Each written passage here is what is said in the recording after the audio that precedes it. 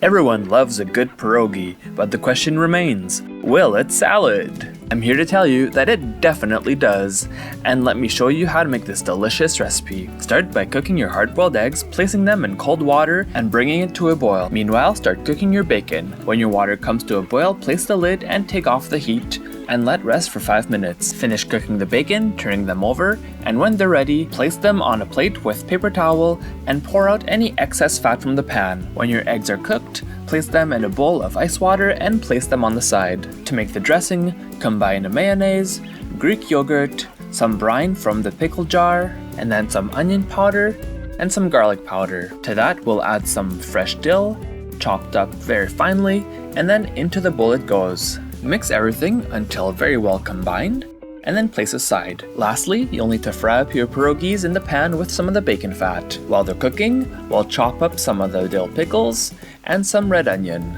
Finish cooking your pierogis, and you're ready to assemble. On your choice of greens, place your onions and the bacon, then your pierogis and the chopped dill pickles. Drizzle with the dill pickle dressing and enjoy. Find the full recipe at frenchkisscook.com. Click on the icon to subscribe to our channel and on the video for more recipes.